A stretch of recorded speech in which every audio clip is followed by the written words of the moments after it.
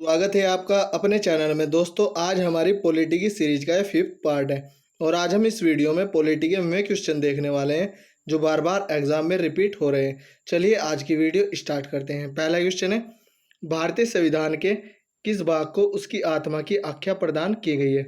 इसका सही आंसर होगा ऑप्शन नंबर ए, प्रस्तावना। प्रस्तावना को भारतीय संविधान की आत्मा कहा गया है। अगला क्वेश्चन है, संविधान निर्माताओं ने किस पर विशेष ध्यान दिया था? इसका सही आंसर होगा ऑप्शन नंबर ए, प्रस्तावना पर। संविधान निर्माताओं ने प्रस्तावना पर विशेष ध्यान दिया था। अगला क्वेश्चन है, भारत में जनप्रिय संप्रभुता है क्योंकि भारत के संविधान की प्रस्तावना शुरू होती है इन शब्दों से। इसका सही आंसर होगा ऑप्शन नंबर डी, हम भारत के लोग। हम भारत के लोग से भारत के संविधान की प्रस्तावना शुरू होती है। अगला क्वेश्चन है, भारत को गणतंत्र क्यों कहा जाता है? इसका सही आंसर होगा ऑप्शन नंबर डी, यहाँ राज्य का प्रमुख निर्धारित अवधि के लिए निर्वाचित होता है। अगला क्वेश्चन है, भारत है एक। इसका सही आंसर होगा ऑप्शन नंबर ए, धर्मनिरपेक्ष राष्ट्र। भारत एक धर्मनिरपेक्ष राष्ट्र है।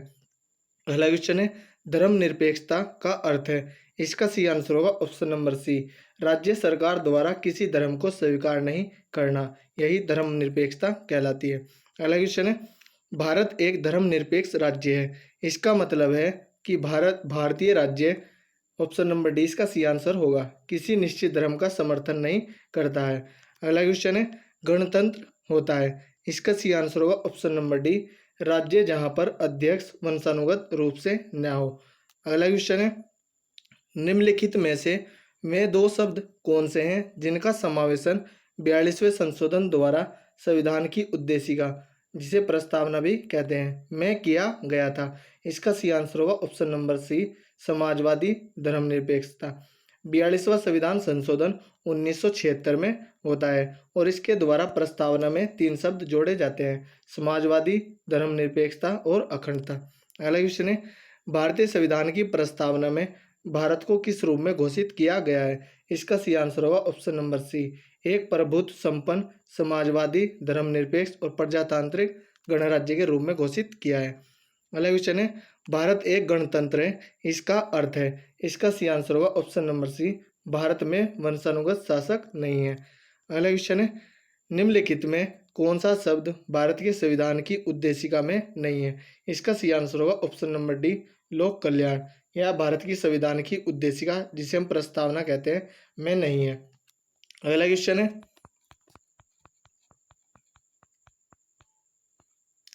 कल्याणकारी राज्य का उद्देश्य है? इसका सही आंसर होगा ऑप्शन नंबर बी, कमजोर वर्गों के कल्याण का प्रबंध करना। अगला क्वेश्चन है, भारत को एक गणराज्य मुख्य रूप से माना जाता है क्योंकि? इसका सही आंसर होगा ऑप्शन नंबर ए, राज्य अध्यक्ष का चुनाव होता है। अगला क्वेश्चन है, भारतीय संविधान की प्रस्तावना के सिलसिले में निम्नलिखित में कौन क्रम सही है? इसका सही आंसर होगा ऑप्शन नंबर डी, सार्वभौम, सत्ता संपन्न, समाजवादी, धर्मनिरपेक्ष, जनवादी और गणतंत्र। अगला क्वेश्चन है, संविधान की प्रस्तावना में प्रयुक्त शब्द सेक्युलर का अर्थ है? इसका सही आंसर होगा ऑप्शन नंबर डी, सभी धर्मों की अस्वीकृति।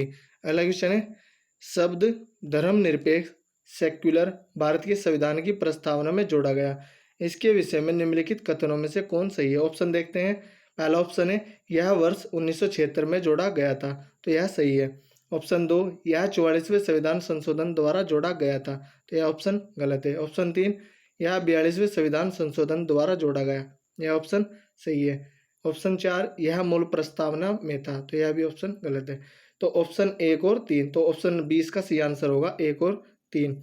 अगला क्वेश्चन है, भारतीय संविधान की प्रस्तावना में लिखित हम भारत के लोग से क्या अर्थ निकलता है? इसका सही आंसर होगा ऑप्शन नंबर बी, संविधान के निर्माण भारत की जनता द्वारा हुआ है, इसका सही आंसर ऑप्शन नंबर बी होगा। अगला क्वेश्चन है, समाजवाद का अर्थ है? इसका सही आंसर होगा ऑप्शन नंबर सी, सामाजिक न्याय। अगला क्वेश्चन है, 42वें संविधान संशोधन द्वारा प्रस्तावना में निम्नलिखित कौन सा शब्द जोड़ा गया? इसका सही आंसर होगा ऑप्शन नंबर सी, समाजवाद। 42वां संविधान संशोधन 1976 में होता है, इसके द्वारा प्रस्तावना में 3 शब्द जोड़े जाते हैं, समाजवाद, धर्मनिरपेक्ष और अखंडता। अगला क्वेश्चन है, भारतीय संविधान की आत्मा किसे कहा जाता है? इसका सही आंसर होगा ऑप्शन नंबर ए, प्रस्तावना को। अगला क्वेश्चन है, भारत में लौकिक सार्वभौमिकता है क्योंकि संविधान की प्रस्तावना प्रारंभ होती है। इसका सही आंसर होगा ऑप्शन नंबर ए, हम भारत के लोग शब्दों से। अगला क्वेश्चन है, भारतीय संविधान की प्रस्तावना पर किस क्रांति का प्रभाव नहीं झलकता है। इसका सही आंसर होगा ऑप्शन नंबर डी, चीन की क्रांति जो कि 1912 में हुई थी, इसका प्रभाव नहीं झलकता है। अगला क्वेश्चन देखते हैं,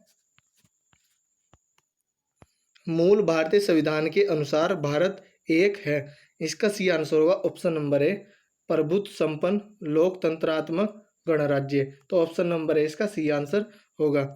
अगला क्वेश्चन है, संविधान के अंतर्गत भारतीय लोकतंत्र के आदर्शों को हम कहाँ देख सकते हैं। इसका सही आंसर होगा ऑप्शन नंबर बी, प्रस्तावना में। अगला क्वेश्चन है, 42वें संविधान संशोधन अधिनियम 1976 द्वारा प्रस्तावना में किस शब्द को नहीं जोड़ा गया। इसका सही आंसर होगा ऑप्शन नंबर सी, गुटनिरपेक्ष को। यह शब्द 42वें संविधान संशोधन द्वारा जो कि 1976 में होता है, प्रस्तावना में नहीं जोड़ा गया, जबकि धर्मनिरपेक्षता, समाजवादी, एकता और अखंडता ये तीनों शब्द जोड़े गए। अगला क्वेश्चन है, भारतीय संविधान की प्रस्तावना के बारे में कौन सा कथन सही है। इसका सही आंसर होगा ऑप्शन नंबर बी, उक्त शब्द 1976 में संशोधन द्वारा जोड़े गए और यह 42वां संविधान संशोधन था। अगला क्वेश्चन है, भारतीय संविधान ने किस प्रकार के लोकतंत्र को अपनाया है। इसका सही आंसर होगा ऑप्शन नंबर डी, लोकतांत्रिक गणतंत्र। अगला क्वेश्चन है, भारतीय संविधान की प्रस्तावना में वर्णित लोकतंत्र को किस रूप में स्वीकारा गया है। इसका सही आंसर होगा ऑप्शन नंबर डी, उपयुक्त सभी। राजनीतिक राजतंत्र, सामाजिक राजतंत्र और आर्थिक लोकतंत्र। ऑप्शन नंबर डी इसका सही आंसर होगा।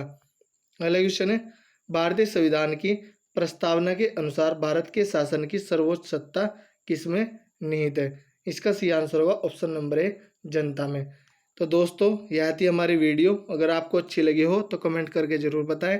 अगर आपको किसी क्वेश्चन में कोई डाउट हो या किसी क्वेश्चन के बारे में कुछ पूछना हो तो आप कमेंट करके पूछ सकते हैं। धन्यवाद।